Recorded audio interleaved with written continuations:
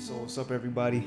Today is going to be a new episode of something that I call Camera Talk Fridays. Starting off, once again, it is Friday, the best day of the week. The best way to start the weekend is to talk about camera stuff or go take pictures, and B is to have a cup of chai tea. First question that I had, somebody asked me, why did I switch over to Fujifilm? So on my previous video, I discussed how I switched over from the Canon EOS R over to Fujifilm.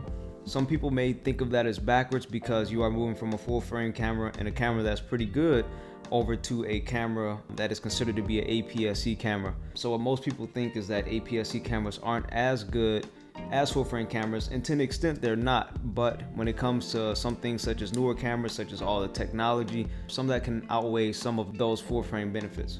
Going back to the original question, why did I switch over? I think that we have to look at the root question, which will be why Fujifilm? So just for that right there, I created a list.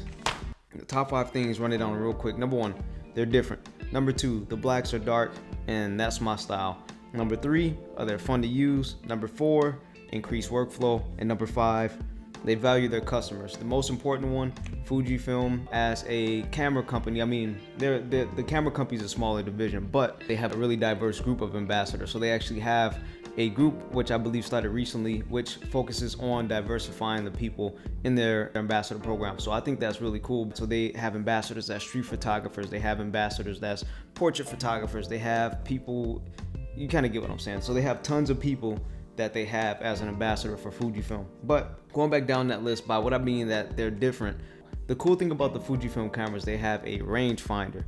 So this is something on the X Pro 3, X Pro 2, and the X Pro 1. A lot of other companies like the Canon cameras that I know of, they don't have one, or not one to the extent of the Fujifilm. Nor does Sony, but you know what, Sony does have one, but yeah. But so they are different. I feel like they focus a lot of money on research and development. So I feel like they're really pushing things in the sense of what they're doing. And going backwards, increased workflow. What I mean by the increased workflow, when I had the Canon camera and the other cameras, I tend to spend a lot of time taking pictures in a lot of RAWs. And I never liked the profiles that was built into them. I never liked the JPEGs. And the thing is, you only can do a certain amount of adjustments compared to the Fujifilm camera. So I mentioned in one video before that you could adjust like the highlights, the shadows, the colors, all that stuff in the camera. So I can go out, set everything how I want it for the scene. I'm like, all right, this is perfect. I can take the picture, can throw it in Lightroom, and I can make slight adjustments into the JPG how I like it. But when it comes to other cameras, I really couldn't do that. I was shooting raw because you wanted to receive or store all that information in order to make those adjustments in the future. And then swiping through them, was like, I don't know if I like this, I don't know if I like this. And then by the time that you like that photo that you took, it's time way later compared to if you were to have a Fujifilm camera. You can do it in body, you can take the pictures, right away. All right, this is something that I do like. All right, let's go ahead and throw this in Lightroom, make some slight adjustments, push it out. That's one thing that I really like about them. By number 3, they're fun to use. They're nice looking cameras. I mean, all the dials on top, you're not just like going ahead and just, setting the hotkeys or the hot button to a certain dial on your camera, like the function key or something on the Sony, where you just rotate the dial and you change your shutter speed. With these, you have the dials on top of them.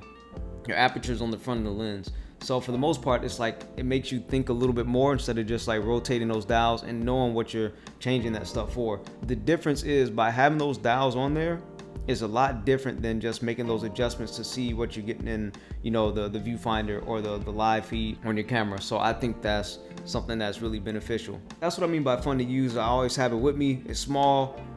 With the X Pro 3, I can take the lens off and literally it's so small I can put it in my pocket so I can have it with me. So that's what I mean by they're fun to use. The next thing was the blacks are dark, and that's the part that I really like. So I know when I was going out taking pictures on the Canon and the other cameras, I would have to really make a lot of adjustments to make it dark. And then if I wanted to make it darker, it'd start affecting other portions of the photo in which I didn't want it to affect. But with the Fujifilms, I don't know if they're really good with just retaining the information or just knowing what exactly is considered to be a shadow or a black or things like that, but they do a really good job at it. And the very first thing that I mentioned before, they're different, but I think I kind of hit on that somewhere else already. But those are the top 5 reasons. Going back, I had a couple of questions from some people that I put on the story. I asked, what would y'all like to see discussed in my next YouTube video? And kind of going through the questions, somebody mentioned they've always been searching for a video on the different color sciences between color brands. And what I can say is, I don't want to sound biased or anything, but I really like the colors that the Fujifilm cameras produce. They're very unique, I'll say. They have the color profiles.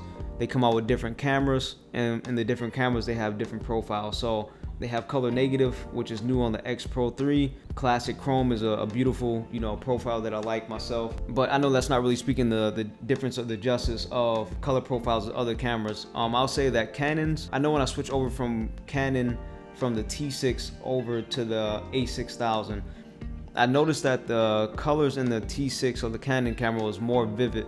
And I feel like with Sony cameras, when you go ahead and decide that you want to push or pull those colors or try to reach something, I feel like you have far more capability. I feel like I've gotten way further, crazier colors using my Sony camera compared to anything else. And then when it comes to Canon, I like Canon for the natural skin tones and things like that.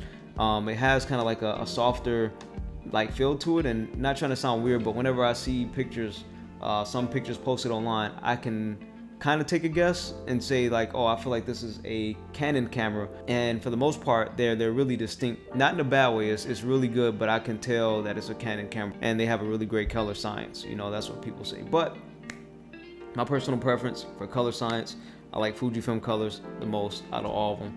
I never shot with like a Leica camera, so I can't really speak on behalf of Leica cameras, but I think they're cool looking in the photos that I've seen. I think that they've done a good job. All right, looking at the next question, somebody said, I would like to cut your hair on camera and see your reaction. You was looking pretty rough on your video. I have to agree. It was pretty bad. All right, and the next question somebody asked me was, what's my favorite type of photography style? So I'll say right away, just to answer this quickly, my favorite type of photography style is, one second. My favorite type of photography, my favorite type of photography happens to be urban landscape photography. And a lot of people may not be too familiar with urban landscape photography, but what that is more so just like city exploration. I think a lot of people have confused street photography from that. So street photography is more so going around interacting with people, capturing a lot of things as they are. It's not more so moving vehicles. It's more so focused on the people of the city, the hustle and bustle and things like that. That's what street photography, in my opinion, is. If you feel like you have a different outlook, please feel free to mention it in the comments and we can have a debate about it. So urban street photography, I think of it as like this. Kind of you can plan them out. They're more so in cities and things like that. You're walking around, exploring the city, looking at the lights. And then when I think of landscape photography, I'm thinking of more of like Mother Nature, natural environment, Red Rock Canyon, Mount Charleston, or I don't know, Lake Mead. These are things in Las Vegas. I feel like those are more landscape photography where you can get like the nature, nature and natural beauty and things like that. I'll say after urban street photography being my favorite type of photography, I will say that my next one would happen to be street photography. I love doing it. But it's a difference. So when I'm doing urban, landscape photography, I can go ahead and I put my headphones on. It's just like a real calming, like soothing type of thing. But when I'm doing street photography, sometimes you need to interact with people and stuff like that, be aware of your surroundings. Most of the time when I'm doing that, I'm always trying to be cautious so I don't have my headphones on and things like that. Or I'll say my third favorite, portraits. The creativity when it comes to portraits is limitless. You have no limits. I feel like you can create something that nobody has ever created before. It's a lot different from urban street photography. You can try to change your angle, you can try to rotate your camera a different way, but there will always be ways that people can copy that same picture that you've taken and maybe just make a different adjustment. So portraits are awesome. Since it's a smaller channel, I would appreciate it if y'all subscribe. Number one, because it helps me grow. Number one, as a photographer. And number two, help my channel grow, get more feedback, have more things to discuss, and grow a community. So I think that would be pretty awesome. And the next thing, like the video by liking it. I appreciate the people that have subscribed. I hope you all enjoy this video. If y'all have any questions, feel free to comment in the comment section. Questions, feedback, any of that stuff. All right. Thanks again. Enjoy you all's weekend and have a good day.